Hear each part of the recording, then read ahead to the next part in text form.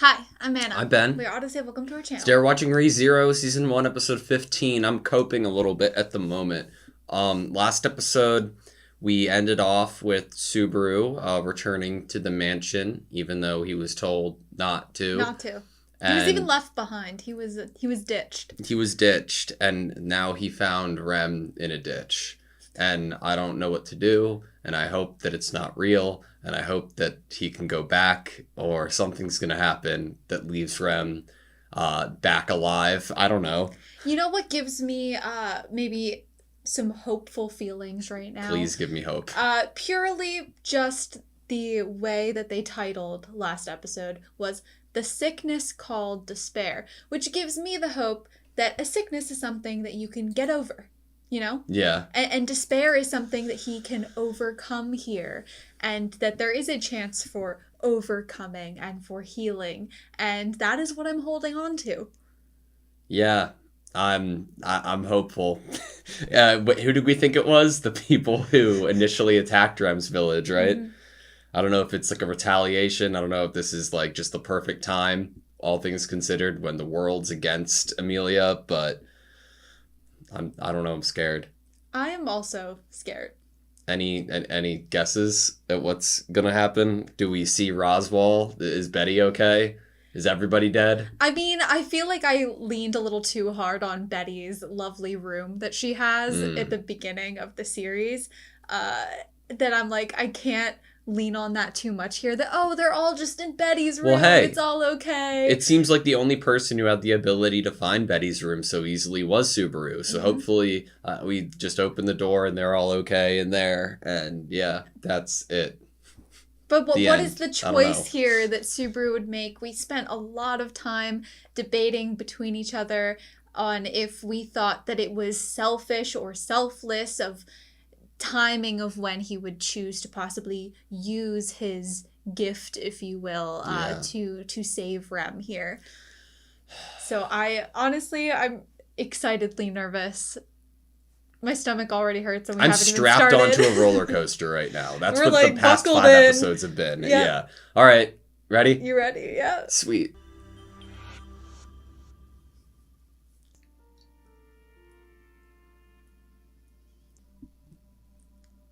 She took a lot of them down with her. What's in the shed?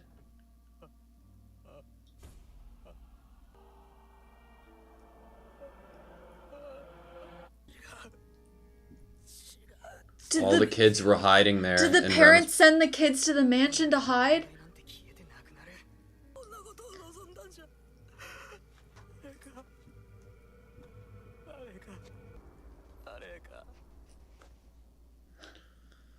Oh, for him to be saying someone like that when he was saying she's hopeless without me last episode.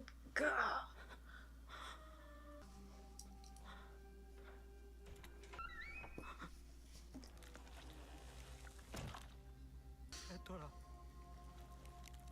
Jesus.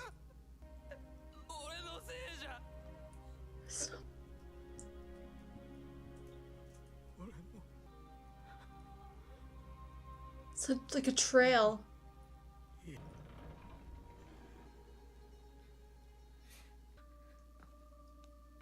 What is this? Look at them, they're frozen.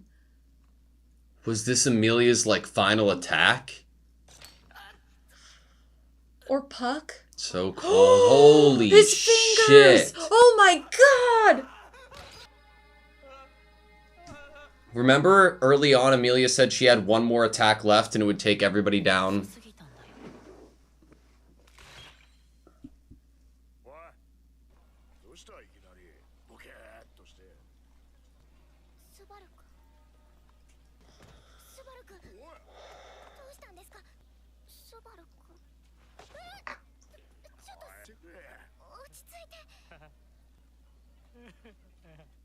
He's broken, man.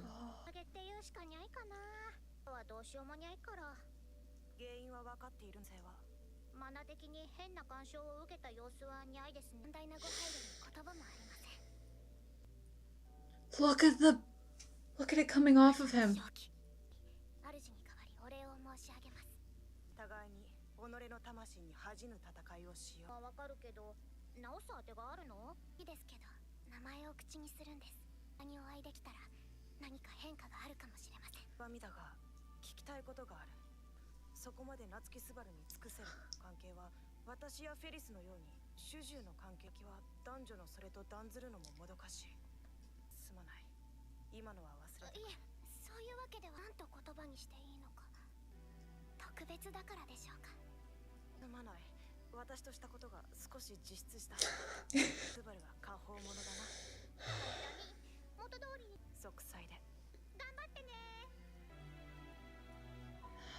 So, because he's in this state, we leave on good terms with the contract being fulfilled to whatever extent it could. And I assume there is going to be no shot of Rem leaving Subaru anywhere and just taking him with her.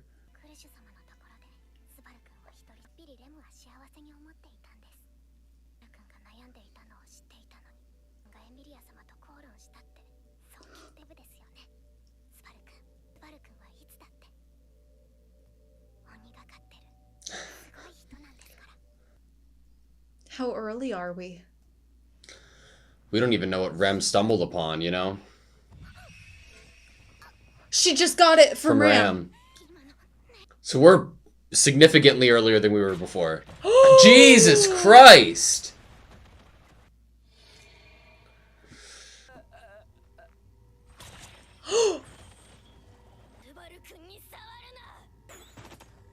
Jesus, that animation.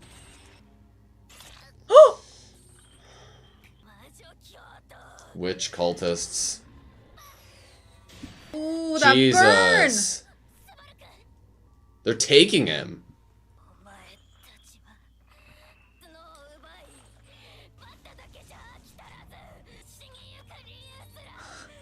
Steal my reason to die, too. Holy shit.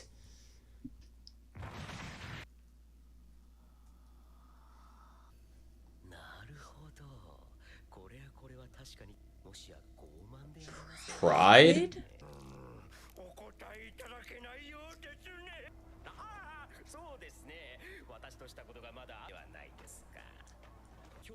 Sin Archbishop.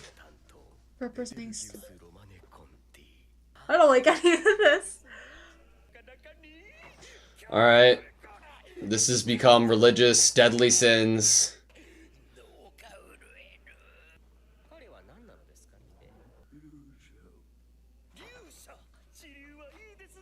You killed it, though.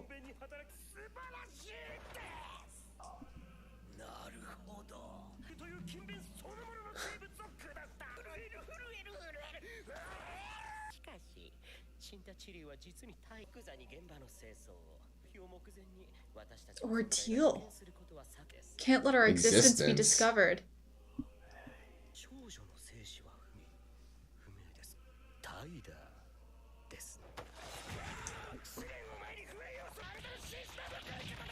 In return for our gospel.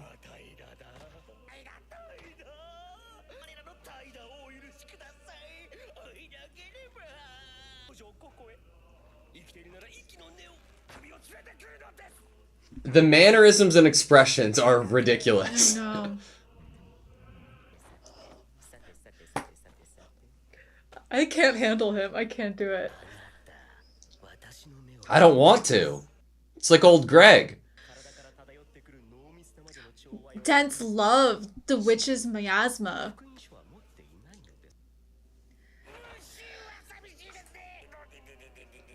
The voice acting's incredible.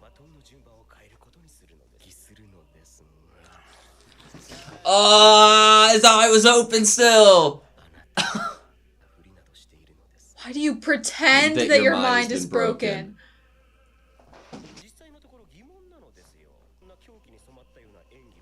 What purpose? Your insanity is far too sane. An insult to real madness.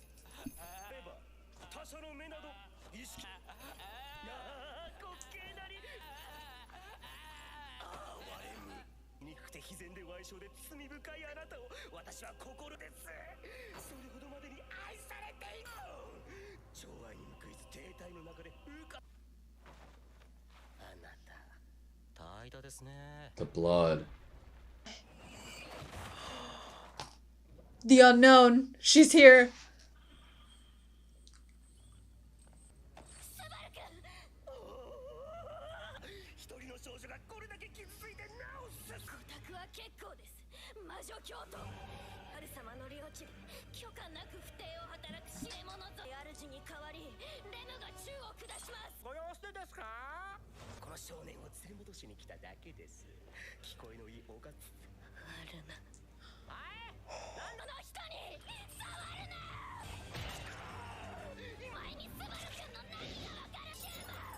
Holy shit!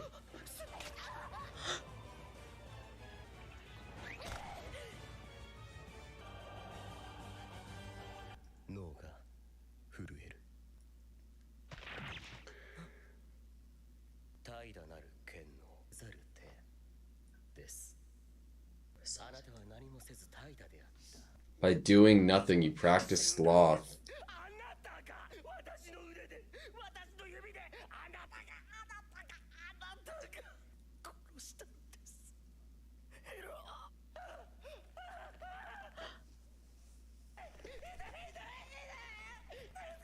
Oh my god! Oh! No!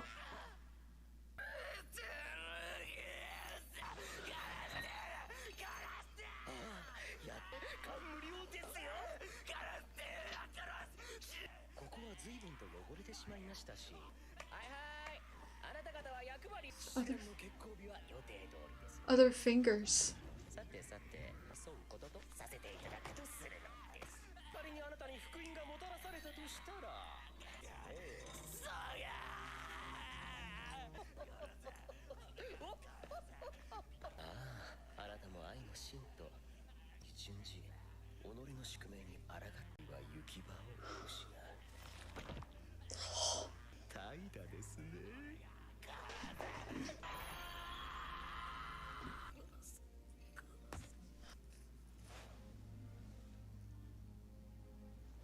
Is that Rem pulling herself? There's no way. Oh my, there's no way!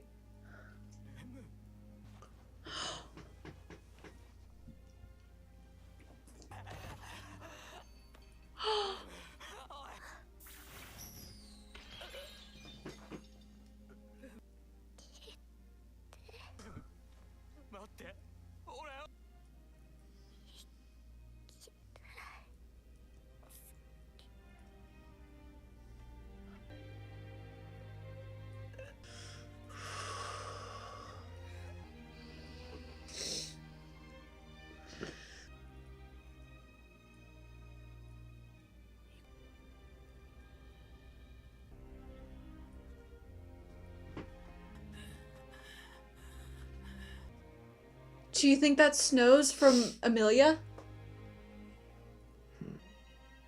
I do.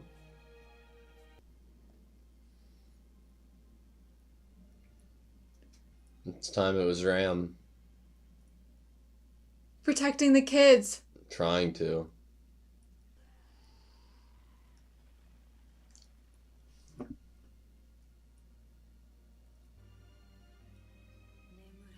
Is that Puck?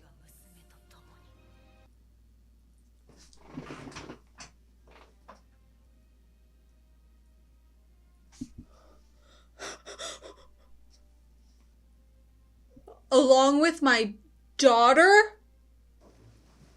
Is this a movie? The snow's getting thicker and thicker on top of his head. We're seeing less and less. You can't even see the background anymore. It's just a silhouette now. Oh.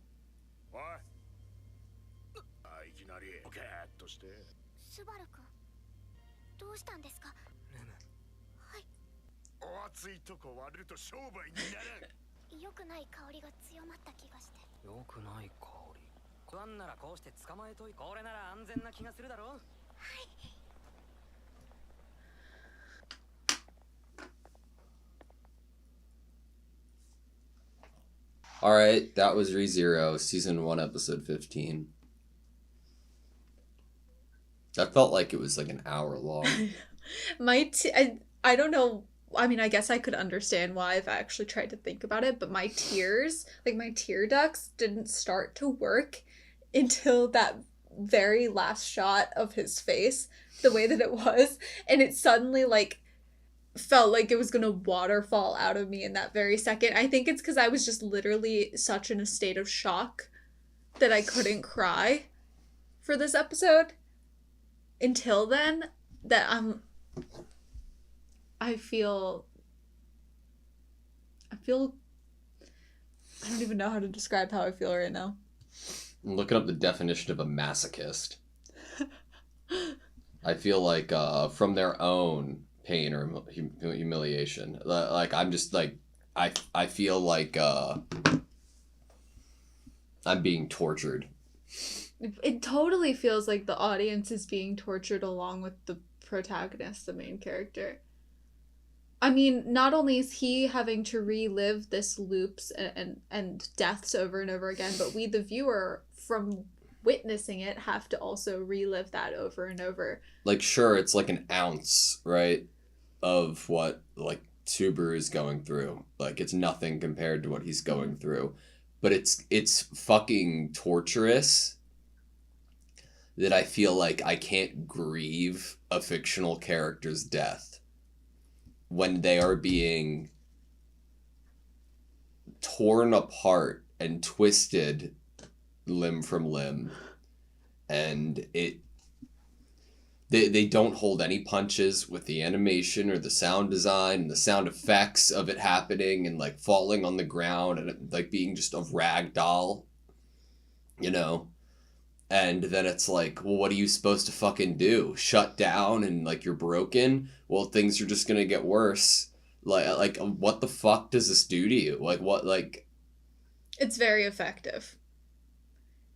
Using the concept that is in place, the whole foundation that's in place of this restart by death is only giving grounds for like more and more twisted and fucked up things, for lack of a better way to put it. Like it is like a creative playground for the twisted that this foundation gives way to. I didn't think it'd go this far with it.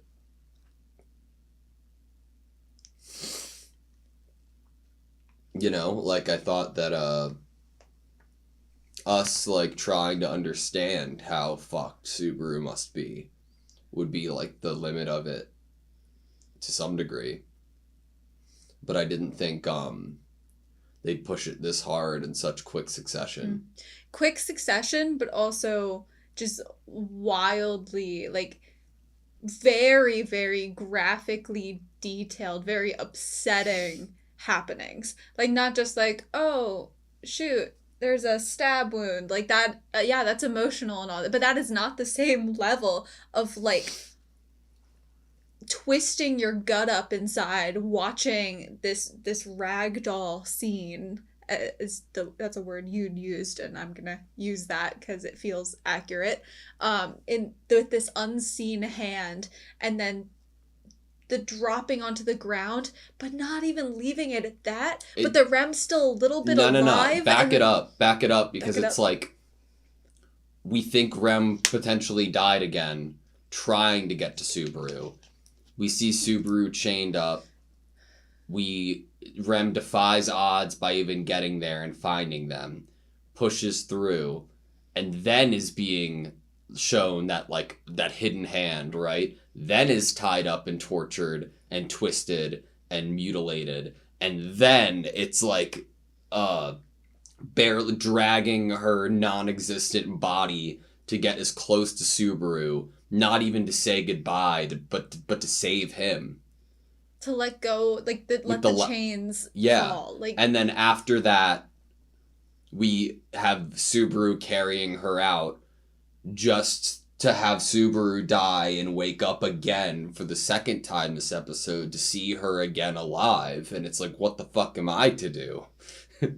like, what the fuck am I to say or feel? Holy shit. In any other, like, show, like, that's the moment, right? That's the moment that it's like, fuck, that hurt, that was awful, but they're dead. And that was their send out. And then you But to fucking forward. Take the cartridge out, blow in it, put it back in, and start it again. After that, I feel like a fucking, like, used GameStop Nintendo 64 cartridge from 1998. That barely works. That's how I feel. I've never watched anything that has made my physical body feel the way that it does, and played with my emotions. Like, you feel sick in such a way. You feel sick. I mean, I don't know if I'm just like super sensitive, and yes, I am. I'm a very sensitive person in a lot of ways, but like my stomach literally, like my insides, it's almost like I want to like talk. Like during this whole episode, I was like, I couldn't even like utter anything because it's like my chest was heavy. I was like in a state of shock. My stomach was like cramped up.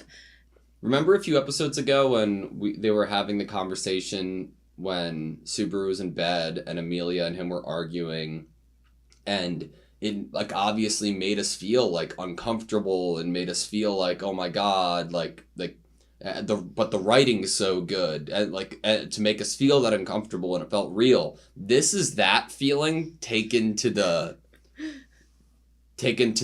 utmost limit that it could be, because it's like it like leaves me in a place where I don't even think or want to try to comment about like the quality of the behind the scenes like writing, kind of like, because I'm so immersed in the fact that I feel so fucking beaten up right now. I can't eat, like it's hard for me to get out of my feelings to try to appreciate how well it was written to like make me feel this way, because obviously it must be, right, if it's able to convey that. But there's so much mystery and so much death and so much defeat and so much fear in one episode of a fucking anime, man. I think the thing that fucked me the hardest was that it was 2 lives, the 2 deaths this time. Mm. I think that made it a lot harder. There's I think that maybe one of the like worst experiences, like physical, into my physical body, like the worst, and something that's very hard to articulate is what happened to my body with that grieving of a character, full stop. Like that whole idea that it's like, oh, grieve this character, watch this death, but it's not a forever thing. That's this concept that it's like my body and my mind don't know what to do with that. Like I'm like, I don't know how to feel. I'm in like a lost state. I feel like I don't know anything anymore, because your like body knows how to go through the motions of grief. It's probably felt grief before, and it knows what to do with that, even if it's just a character in a show. I have definitely grieved characters in shows and their deaths, but there is something new here that is so hard to articulate and identify exactly what's going on. But it's like my body doesn't even know what to do with this information, or how to feel, or how to be stopped in the middle of a grieving process, like to be halted in the middle of like an active action. You know how you're able to watch a show and be like, oh, that character reminds me of me, or like, oh, I can see a little bit of myself in that character. I can I can see the parallels, or maybe I'd want to be that kind of character. This might be the only show that I've ever watched that has like taken a character and forced me to feel what they're feeling. It's not me putting my emotions out there and seeing the resemblance between me and a fictional character.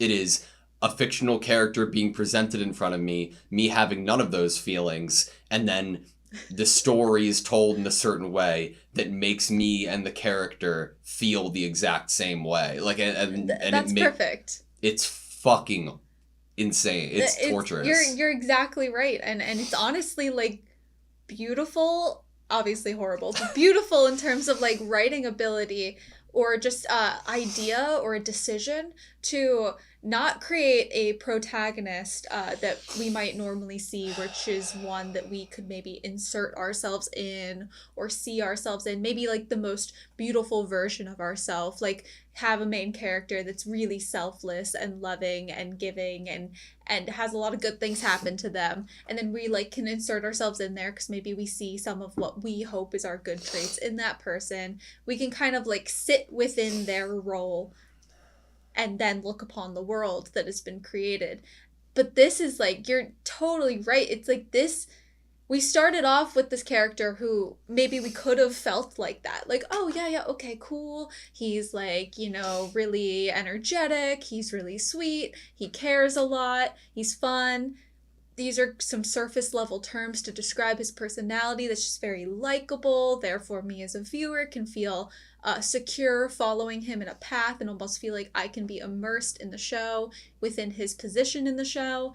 And then it's like, it takes it to the step where, as you said, it forces you. Like we were like, wait. I don't identify now. Wait, I'm, you know, like, yeah. I am separate from this character, and it's like, no, I'm bringing you back in. I'm forcing you to feel what this character feels and identify with them and relate with them and live their written experience. We, over the past few episodes, like, there are things that we could, like, pick at of what Subaru's done or the choices that he's made or how he's talked to certain people that we're like, that's not right. Or that's wrong. You need to look at it a different way. You shouldn't have done it that way. You could have hurt this person's feelings. We have all those emotions, but nobody deserves this. Mm-hmm. Honestly, like, that's probably why those moments were so hard. Those moments where we disagreed with him. Because I don't think we're used to disagreeing with the protagonist actions necessarily. Especially if they're painted as this almost like poster boy of like being good guy. Well, like we're not used to like disagreeing with like their choices or feeling uncomfortable with the choices they make. We were trying to like understand Subaru's perspective and point of view and why he had this inflated sense of self through his ability, and that's hard to do when we've never experienced anything like that, right? And because of that, we're like, well, dude, that you shouldn't be doing that, you know, like whatever. But it also gets you at your human nature. Yeah. Because I can watch that and be like, Subaru, you shouldn't be talking like that. But I'm also like, but I would totally have an inflated sense of self if I had the power to return back and like fix things for people, like secretly. Mm-hmm. Like everyone would. There's so much we got in this episode that if it was any other episode and we were given the same amount of details and like breadcrumbs, I'd feel like I'd be having the best day of my life in this discussion, trying to figure them all out. And you're not having the best day of your life right now, dude. What Betelgeuse? Betelgeuse. What the other? I don't know, man. I got a little bit scared when they gave him green hair. I got a little scared because I was like, don't tell me he's like a Crush relative and like that's how we're gonna bring her into the story. The sin of sloth. God, the way that they had that personality be was the most unsettling. And honestly, if I were to like pick my favorite type of villain, it is the creepy ones. It is the ones that make my, like, I want to crawl out of my own skin. Like, do not look at me. I will have nightmares of you. If I close my eyes and I see your face in that darkness that you see when your eyelids are closed, like, I couldn't, it's so good because I can't handle it. It's unfortunately, the best type of villain to me is the ones that are the creepy ones. The ones that are, like, unhinged, unsettled. I totally creeped out by nightmare fuel. Part of me even expected him to, like, at some point, like, have adoration for Subaru. When he was saying lines like, pretend to have your mind broken. Mm-hmm. I was like, anything that you could fucking conceive of somebody having their mind broken is so much easier to comprehend than what he's been through. You have no idea how broken Subaru's mind is, and therefore maybe you'll see at some point how you know, Subaru's the real, like he's actually, like, you know, the dynamic is so interesting there because we have someone who's, like, definitely unhinged and, like, mad. Subaru's might fucking have even been unhinged. since birth, but, like, but there's also this difference there, but then there's some similarities, and so this dynamic being created, and with those dialogue choices of, like, you pretend your mind is broken, insult to real madness, all of that. It's just like, what are we doing here? What's happening? You know what's crazy, though?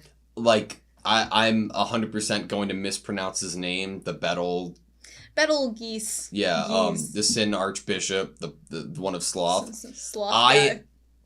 In my heart of hearts, I feel like Subaru's going to fucking ruin this dude's life, and I'm so excited for it. But he might be that creepy type of guy that likes that. No. I think that I get where you're coming from, and it's probably derived from just hope in me right now. But, like, when we had the line towards Subaru from Rem this episode saying that he was fanatical like a demon, I was like, bro, like, you know how, in, like, some, like, fights, like just imaginary fights. You see, like, two like buff guys, like, get really ripped. They're gonna have a good fight, and then there's this other dude who's, like, not as buff, but he has this look in his eye, right? That if, like, that you're like, oh shit, he's gonna, like, rip off somebody's ear or, like, bite somebody's finger off, kind of shit. Like, he's like, I would not want Subaru to be going against me after everything he's been through. Oh yeah, like I feel like I love Subaru, and I know that he hasn't done anything fucking, like, batshit crazy in terms of, like, hurting people to that degree, but, like, I wouldn't. He's been through a lot of people. Now I wouldn't put it. I mean, he's been through a lot of shit. He spent, like, I don't even know what the timing was on this episode because it just in the immersion I got lost in it. In terms of, like, where things fall. Like, was that scene of him saying, I'll kill you over and over again, actually 20 minutes? Like, it felt like it was to me. But, like, he definitely reiterated that he was going to kill this guy a good number of times. Dude, the resolve there. Yeah. He's going to rip this dude's head off and say, you've taken everything from me. And that guy's going to say, I don't even know who you are. It's gonna be crazy. You know, maybe he's just taking to heart that Krush said, I don't want to view you as an insignificant enemy. Last episode, he's like, let me show you just how significant and how little you'll actually want to go against me. Yeah. Because honestly, I am kind of excited to see Subaru in, like, a real fight coming up. Because we got that little, like, battle. You know, it didn't go well for him. But, like, now, I'm like, yeah, let's put him and Sloth Lord in a ring and let's see what happens. Well, and it's probably me projecting just because I'm in my feels right now. But, like, in my mind right now, I'm like, there is nothing that you could do. It would be really hard for you to do something to Subaru that would make him change. In terms of, like, in terms of a certain aspect of his character. And if somebody is putting everybody he loves through an infinite amount of pain and death and everybody who he's cared for in these villages since he's, you know, spawned here, that is the one thing that will make him snap to the degree of calculation, of being like, I'm not going to get anything wrong. I'm going to learn everything I need to know about this life through restarts, whatever, so that I can be the most amount of prepared that I will fucking end your life, Sin of Sloth. Like I can imagine Subaru, like, snapping, you know what I mean? Like in, like, a way that isn't his mind breaking because of all the shit and trauma he's been through. But, like, yeah. Snap. Like, it's something that's impressive, not just throwing caution to the wind and doing something that might be considered, like, idiotic or rash. Yeah. Like, if you think, last episode, if you thought so highly of yourself that you were like, she's helpless without me, or hopeless. It was hopeless or helpless. It was one of those. They're basically the same in this scenario. If you thought that highly about yourself and what this ability has granted you, then use it. Yeah. If you are, that's your awareness that this thing could actually be helpful to people. And so you need to use it. he knows exactly where, certain players are going to be. He knows, I don't know if he, like, heard the line or he was dead already about, like, my daughter at the very end there, but still, he has a lot of information. He knows this Sloth Lord guy, Betelgeuse, and he knows this guy's personality. He knows that they're going to run away with him and basically trap him and Rem in a cave. Yeah, I want to see some strategy from him. I want to see him get determined, have resolve, and be like, I'm going to think this out. I'm going to plot. I'm going to plan. And even if no one else knows that I'm doing all this work behind the scenes, like, I want to see that behind the scenes work that he was trying to get across to Amelia that he's been doing. Yeah. So there was a couple things that I wrote down that I wanted to talk about, like, other than just like, oh my god, that was crazy. Feelings? Yeah. The animation for a lot of moments this episode is really good. During Rem's fighting was amazing, especially in the cave. What they did with her body, I will never forgive the show for. But whoever the fucking animators were who worked on that, good job. Good job. But one of my favorite things this episode is the writing, man. Some of the lines were so good. Ren, after Subaru was taken away, had like one of the fucking hardest lines I've heard in this show. You bastards. You stole my sister's horn and stole my reason to live. But that wasn't enough. Now you have to come here and steal my reason to die, too. I was like, holy shit, dude. Honestly, you're right. You're right to bring up that line. That's a great line. That is a solid line. 10 points. Yeah. That's great. Thank you for writing that. So, what's his name? Betelgeuse? Yeah, Betelgeuse. He, so obviously throughout this organization of witch cultists. Yeah, witch cultists. I assume there are other, like, sins in the same vein that he is, but his is sloth. The fingers. Yeah. I don't know what to, like, think about him in terms of, like, abilities, because this world system of, like, magic and abilities I don't have a great grasp on, to be honest, of, like, what isn't possible. He seems to have this, like, ability to see what somebody's possessed by, like, in terms of, like, oh, I see that you're possessed by love kind of thing, And I wonder if it's just like, oh, this guy is magic strong leader, or, like, obviously he's, like, going by the sin of sloth and what that means. So I like, it's just, it seems pretty deep, and I think that we're probably going to get more about him. Agreed. Going forward. I honestly am really excited by the plant that was here with the other fingers. The fact that his move that put Rem up in the air was Unseen Hand. We already know that the witch's hand is what basically reaches inside Subaru. I really loved the plant that's happening there of, like, all the other fingers. The idea that they might all also reflect one of the sins. Yeah. There's also a line we got earlier in the episode before, when Subaru was in the castle, before he stumbled upon the ice-looking domain, when he said that it's not my fault. Like this, like he was saying that this isn't my fault, it's not my fault. What? Betelgeuse asked him if he was Pride. Ah. There's no way the witch brought him into this world to, like, create him to be one of her, like, sins, one of the fingers, That right? would definitely be interesting. And, like, put him through this. But he also did call him slothful, right? Yeah, but he asked him if he was Pride. Yeah, true. And that's a good we catch. did last episode get a very prideful, kind of egotistical air about Subaru. And who knows, like, obviously, I don't think he would ask him that if he's met Pride before. Yeah. If there actually is a finger that is Pride and he's met the person.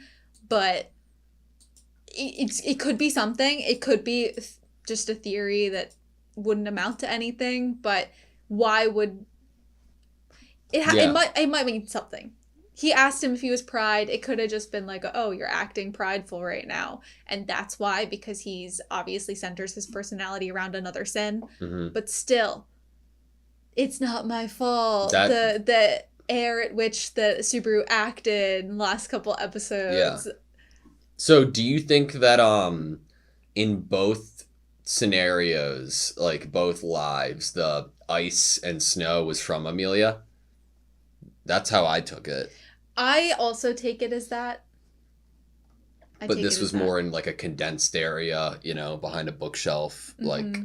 and the other was probably not in there and resulted in something outside. It's probably that way because when they first... So in this first scenario, Ram ended up within the mansion with one of the kids. Yeah. All the other kids had been slaughtered. So they were able to get further back behind doors. And then in the second scenario, it's possible... I would assume that maybe Amelia and Ram were outside. Yeah. And then Amelia ran inside and wasn't able to get to a place where they went within almost like a dungeon-like place behind a bookshelf.